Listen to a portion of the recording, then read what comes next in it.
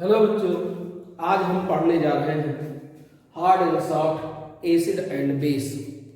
Lewis concept के आधार पर मॉलिक्यूल, आयन या आइटम को दो कैटेगरी में बांटा गया है, लुईस एसिड और लुईस बेस को।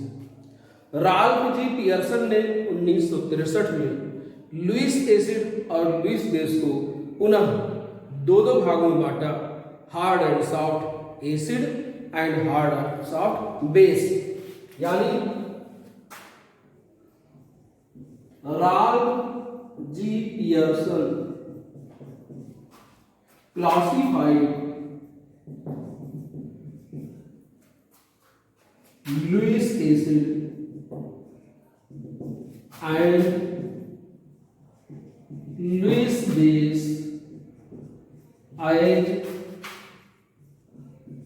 soft and hard acid and bases, acids and bases according to the polarization power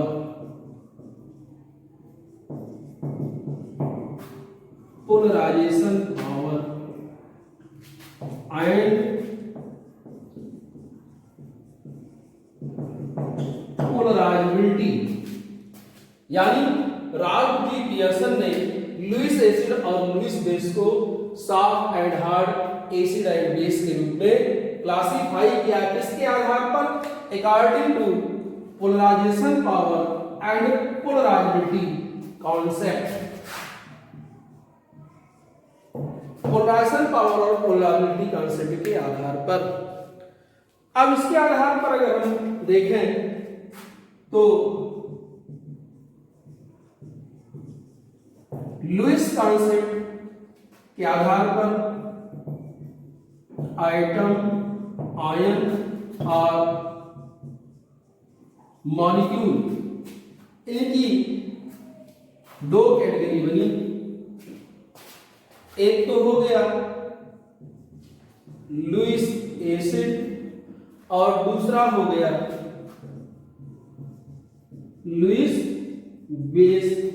अब हम जानते हैं लुईस एसिड किसे कहेंगे। लुईस एसिड उन्हें कहेंगे जो लोन पेयर इलेक्ट्रॉन को एक्सेप्ट करते हैं, यानी लोन पेयर इलेक्ट्रॉन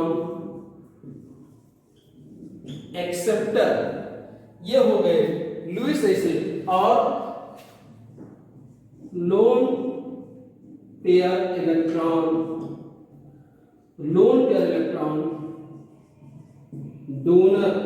डोनर्स, ये हो गए लुईस बेस।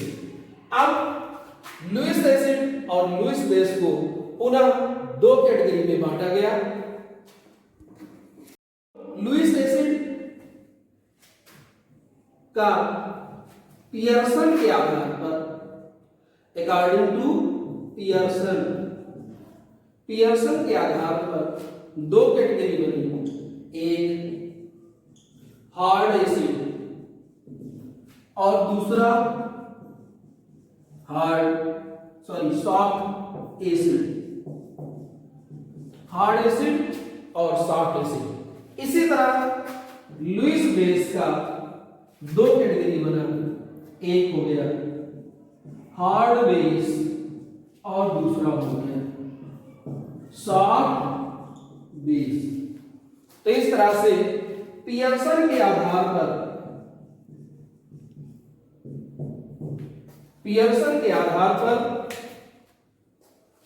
लुईस एसिड और लुईस बेस के इस तरह से दो कैटेगरी बना, सॉफ्ट और हार्ड। अब आगे डिफाइन करते हैं कि पहले एसिड को लेकर कंसीडर करेंगे कि हार्ड एसिड, सॉफ्ट एसिड क्या होगा, फिर हार्ड बेस, सॉफ्ट बेस क्या होगा। हार्ड एसिड क्या है?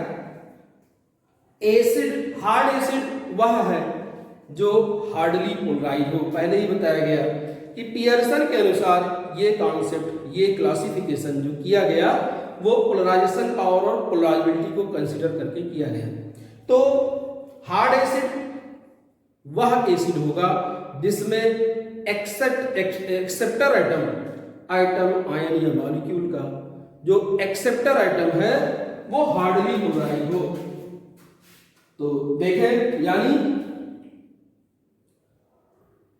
The acid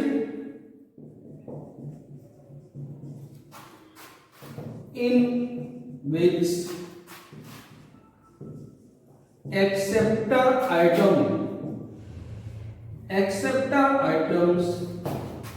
are hardly polarized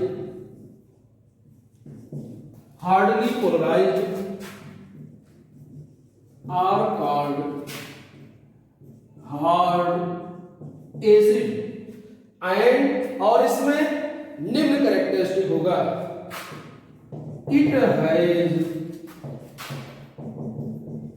following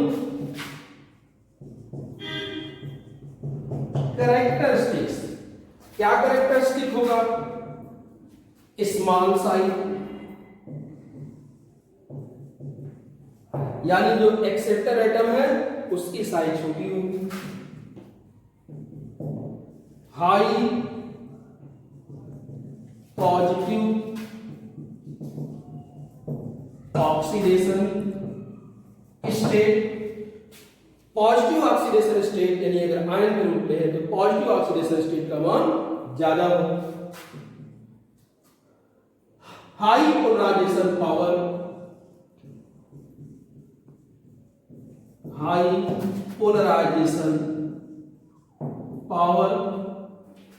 और लो पोलराइजेबिलिटी।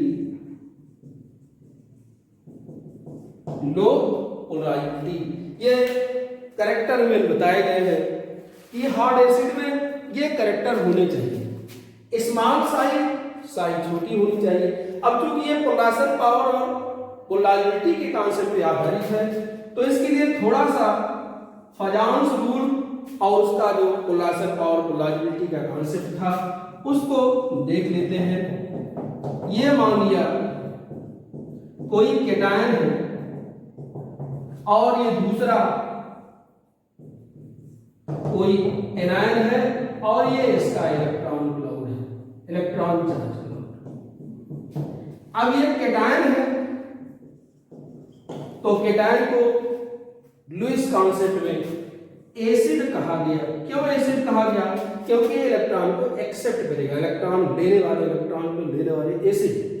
और एनायन है, एनायन को बेस कहा गया क्योंकि जो एनायन है वो लोन पेयर इलेक्ट्रॉन या इलेक्ट्रॉन को डोनेट करेगा।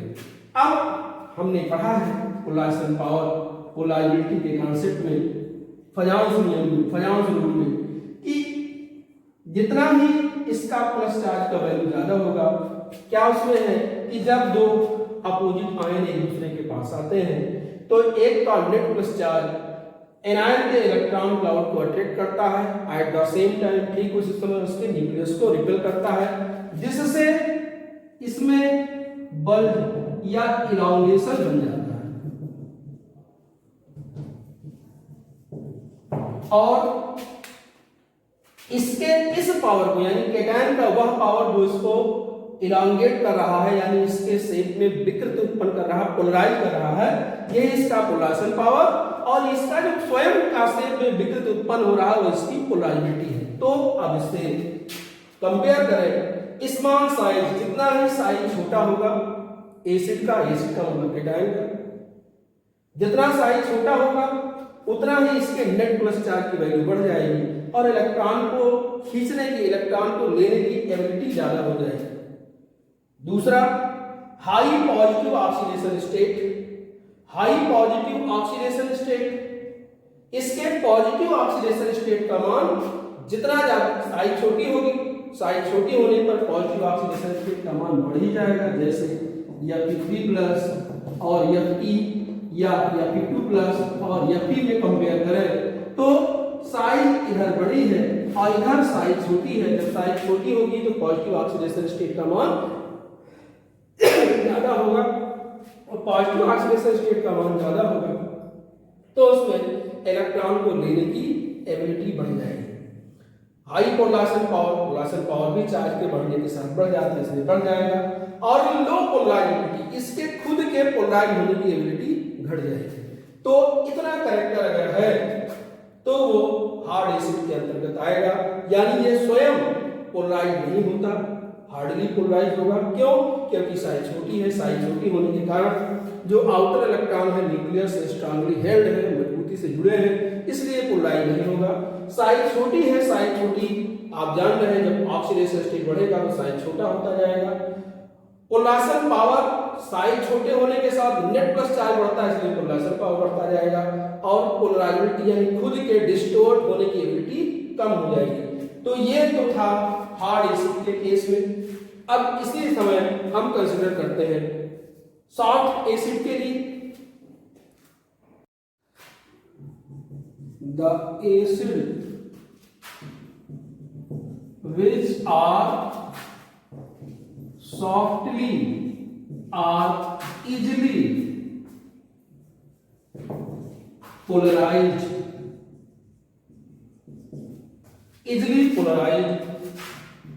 are called soft acid, यानी वह एसिड जो आसानी से पोलराइज हो उसे सॉफ्ट एसिड कहेंगे। और इट हैज फॉलोइंग कैरेक्टरिस्टिक, और इसमें निम्न कैरेक्टरिस्टिक होना चाहिए। अब कैरेक्टरिस्टिक उसका जस्ट उल्टा, वो हार्ड है या सॉफ्ट है, यानी जस्ट उल्टा। तो उसमें साइज छोटी, इसमें लार्ज साइज। दूसरा, उसमें पॉजिटिव ऑक्सीडेशन स्टेट का मान ज्यादा था, इसलिए साइज छोटी थी। इसमें साइज बड़ी है, यानी पॉजिटिव ऑक्सीडेशन स्टेट का मान कम होगा, यानी लो पॉजिटिव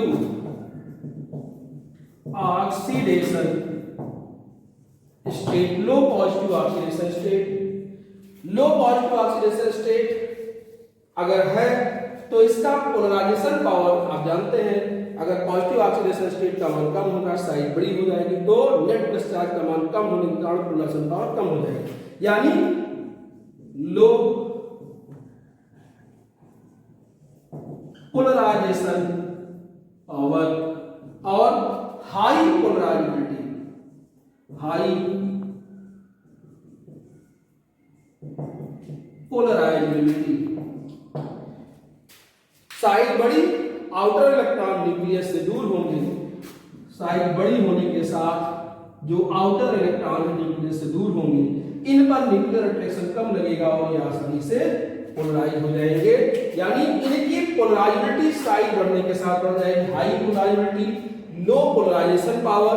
लो पोलराइजेशन पावर क्यों? क्योंकि पॉजिटिव ऑक्सीडेशन स्टेट का मान, या अगर मॉलिक्यूल है या आइटम्स है, तो नेट प्लस चार्ज का मान कम हो जाएगा साइज बड़ी होने के साथ। तो ये कैटेगरी होनी चाहिए, तब वो सॉफ्ट एसिड के अंतर्गत है। अब था डिफिनीशन दोनों का और कैरेक्टरिस्टिक। अब हम उसके साइड वाइज किसी ग्रुप को लेकर अगर कंपेयर करें तो देखते हैं हार्डनेस या सॉफ्टनेस में क्या होगा। अगर हम फर्स्ट ए ग्रुप के एलिमेंटों के कैटायन को कंसीडर करें तो H plus, Li plus, Na plus, K plus, Rb plus, Cs plus और EFr प्लस, हालांकि ये रेडियोएक्टिव। अब आप जानते हैं ग्रुप में ऊपर से नीचे जाने पर साइज इंक्रीज होती है। साइज इंक्रीज होगी तो पोलराइजेशन का जो कॉन्सेप्ट है, फजान्स रूल जो है, उसके अनुसार अगर कैटायन की साइज बढ़ती है तो उसका पोलराइजेशन पावर कम होगा। पोलराइजेशन पावर कम होगा यानी नीचे सॉफ्टनेस बढ़ेगा, नीचे साइज बढ़ रही है, साइज बढ़ने के साथ नीचे सॉफ्टनेस बढ़ रहा है। और अगर हम ऊपर जाते हैं तो साइज छोटी होगी, साइज छोटी होने के कारण उसके आउटर इलेक्ट्रॉन न्यूक्लियस से स्ट्रांगली हेल्ड होंगे, नेट प्लस चार्ज की वैल्यू बढ़ जाएगी, उसका पोलराइजेशन पावर ज्यादा हो जाएगा, पोलराइजिबिलिटी कम हो जाएगी। यानी अगर हम ऊपर जाए तो ऊपर जाने पर क्या होगा, हार्डनेस इंक्रीज होगा।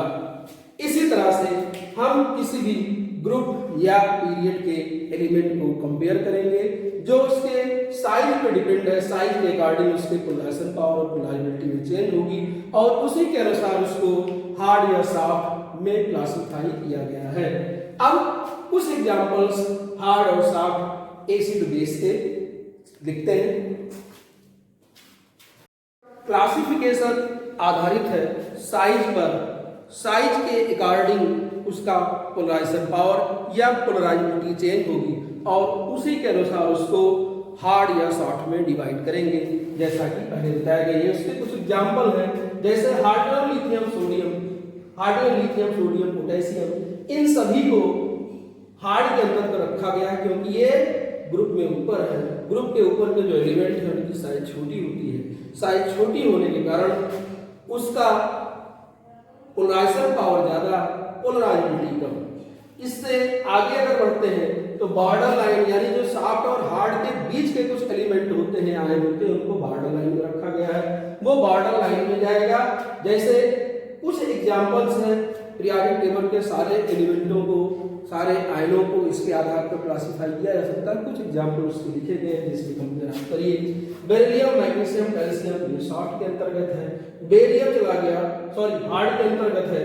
बेरियम चला गया सॉफ्ट के अंतर्गत। एल्युमिनियम Al3+, ये हार्ड के अंतर्गत है, और इसके आगे के जो जाएंगे वो सॉफ्ट या बॉर्डर लाइन में चले जाएंगे। इसी तरह I7+, आयोडीन का सबसे बेस्ट एग्जांपल आप दे सकते हैं। I7+, 7+ का मतलब उसने अपने सातों इलेक्ट्रॉन को त्याग दिया। अब वो पोलराइज नहीं होगा, उसका पोलराइजेशन पावर बढ़ जाएगा, पोलराइज होने की एबिलिटी घट जाएगी, यानी इसको हार्ड में रखा गया। और इसी का जो लोअर ऑक्सीडेशन स्टेट है, लोअर ऑक्सीडेशन स्टेट I+, उसको रखा गया बॉर्डर लाइन में। और अगर I2 को रखा गया बॉर्डर लाइन में, यानी इसकी तुलना में इसकी जो हार्डनेस है वो कम हो गई। इस तरह से एक एक को कंपेयर कर सकते हैं। यानी अगर हम ग्रुप वाइज ऊपर से नीचे जाते हैं तो ये इंक्रीज होगा सॉफ्टनेस, और अगर period wise left to right जाते हैं तो ये क्या इंक्रीज होगा, लेफ्ट टू राइट जाने पर। आप जानते हैं पीरियड में लेफ्ट टू राइट जाने पर साइज छोटी होती है, इफेक्टिव न्यूक्लियर चार्ज का मान बढ़ता जाता है, और इस तरह से हार्डनेस इंक्रीज होगा। इसमें कुछ केसेस में उसका आयन का कॉन्फ़िगरेशन भी माने रखेगा कि इलेक्ट्रॉन त्यागने के बाद उसका विन्यास कैसे हो रहा है। इनर्ट गैस कॉन्फ़िगरेशन है, इनर्ट गैस कॉन्फ़िगरेशन पर अगर वो प्राप्त हो रहा है तो वो स्टेबल होगा, वो पोलराइज नहीं होगा, यानी वो हार्ड होगा।